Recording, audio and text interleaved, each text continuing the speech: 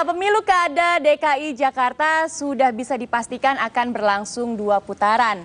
Nah, sampai saat ini Panwaslu DKI Jakarta masih menerima dan memproses beberapa laporan dugaan pelanggaran.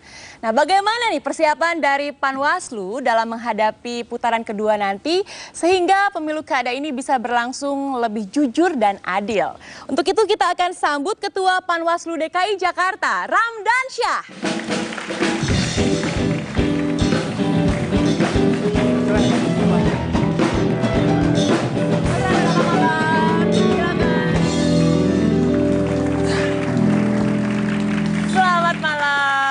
Terima kasih sudah hadir di NDC malam ini, Mas. Mas pasti pusing banget ya menerima banyak laporan pengaduan saat ini tentang dugaan kecurangan? Ya kalau pusing sih enggak ya, cuman pusing? Stres aja. Oh, beda tipis pusing sama stres ya. Ada berapa banyak sih laporan atau pengaduan yang masuk ke Panwaslu sampai saat ini? Jadi ada laporan, bentuknya ada laporan, ada pengaduan, ada kemudian by email, website segala macam. Kalau tadi disebutkan 54 sebenarnya itu data kami per tanggal 11 Juli pada hari H.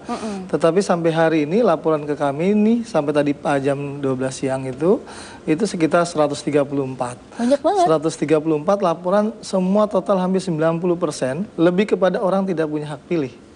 Jadi dia udah capek-capek pergi ke TPS, udah ada yang pakai baju kayak pergi kondangan gitu, udah sampai sana nggak ada namanya. Artinya ketika dia mau nyoblos kan udah 2 nih seharusnya. Dia pikir kan suaminya pendatang baru, dia tinggal di PMI, Pondok Mertua Indah. Berarti kan pendatang. Sementara si istri yang memang sudah lama tinggal di sana, seharusnya punya hak pilih. Malah justru nggak punya hak pilih. Contoh seperti itu. Jadi kalau sampai terjadi keretakan rumah tangga bahaya juga. Bahaya. Tadi Bang Kasih bilang, suaminya boleh nyoblos, istrinya nggak boleh. Jadi kasihan istrinya, masa suami doang yang nyoblos? Iya. Iya kan? Jangan-jangan ya. Gara-gara Si suami nyoblos siapa, Mas? Nah, saya nggak tahu. Pokoknya saya nggak menekan siapapun. Di bilik suara nggak ketahuan dong nyoblos siapa. Ini ngomongin apa sih?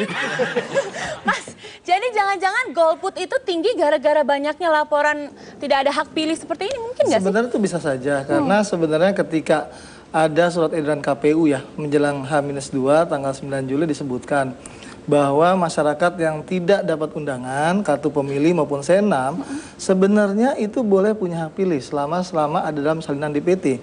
DPT itu daftar pemilih tetap, dipasang di TPS segala macam.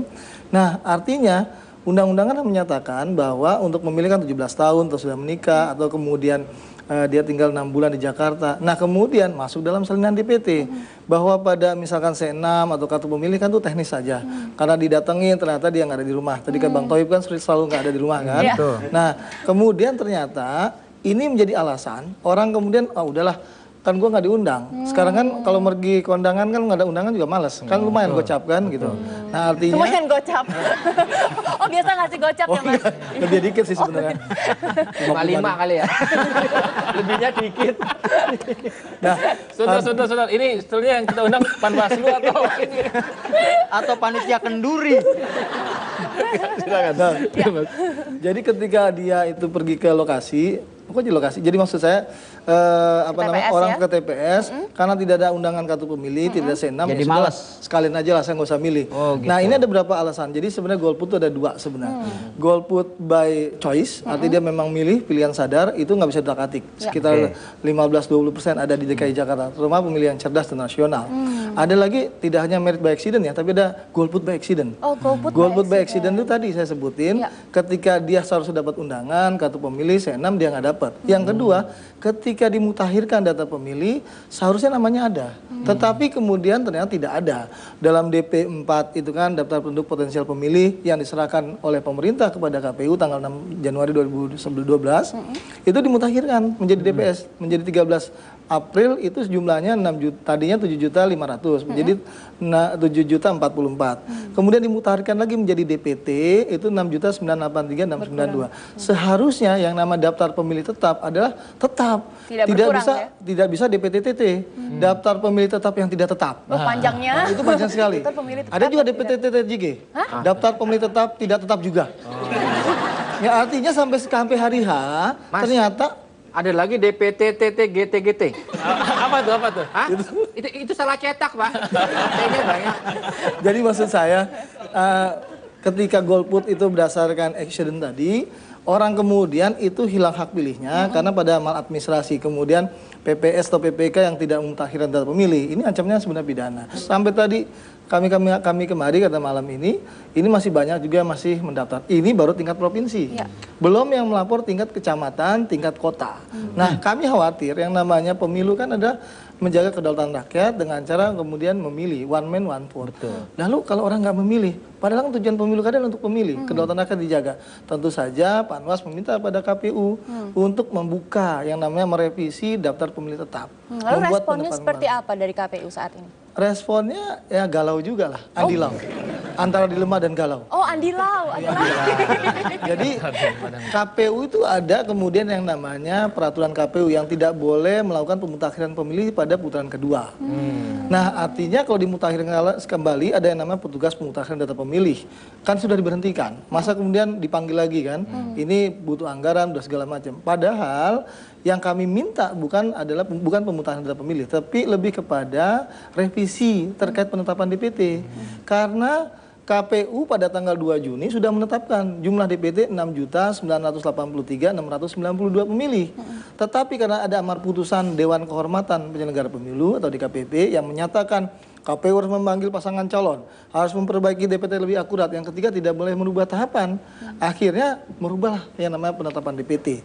6983692 dikurangi 21.344 berubah. Nah, hari ini artinya kan udah nggak boleh nih merubah, kok dirubah gitu kan, itu boleh. Ada terobosan hukum untuk menjaga kedaulatan rakyat. Sekarang banyak atau mungkin ratusan bahkan nanti ribuan warga Jakarta yang tidak bisa memilih, tentunya KPU harus membuat revisi ulang, penetapan ulang. Itu sebenarnya yang kita inginkan. Nah, untuk putaran kedua ini persiapannya jadi gimana, Mas? Ya, tadi kita bersiapkan lah.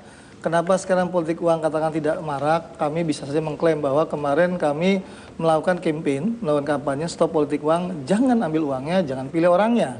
Jadi itu kampanye yang terbaru karena selama ini kan orang bilang ambil uangnya, jangan pilih orangnya. Karena itu menurut saya ya nggak benar juga gitu loh. Karena bukan apa, ini akan membangun kultur. Setiap pemilu atau pemilu kada, orang, wah di pemilu nih pasti dapat beli motor, tapi bisa beli yang namanya rumah. Udah ada rencana ya? Udah ada rencana, jadi udah ada perencanaan untuk kemudian yang namanya uang itu dalam pemilu kada itu jadi katakanlah jadi budaya.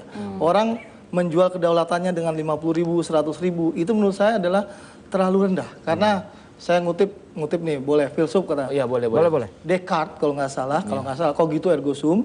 Saya berpikir maka saya ada. Artinya kalau dia ada kedaulatan rakyat itu kan itu sangat mahal sekali.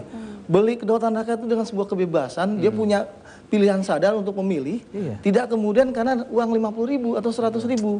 Jadi ketika di bilik suara, dia seharusnya dengan pilihan sadar, rasional dan cerdas, ketika kampanye orang menyampaikan misi visi program bagaimana untuk membangun Jakarta, itulah kemudian dia punya preferensi, oh ternyata yang bewokan seperti ini yang saya pilih gitu loh. Atau yang gantengan Coblos seperti ini. bewoknya. Iya. Nah, Atau mungkin maksudnya karena pilihan sadar. iya, atau bikin slogan baru. Apa?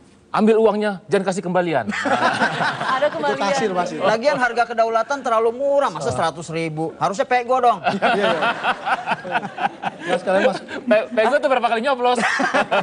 Tapi apakah masyarakat kita sudah secerdas itu, Mas, untuk menanggapi kasus-kasus seperti itu? Seperti Kasih apa uang? kesadaran berpolitik dari masyarakat sekarang? Saya pikir kampanye yang kita lakukan akan kami kampanyekan kembali bersama mengajak semua LSM masyarakat bahwa yang namanya menjual kedaulatan itu ketika Anda menukarkan hak kedaulatan Anda dengan 50.000 atau 100.000. Sekali lagi stop politik uang, jangan ambil uangnya, jangan pilih orangnya. Nah,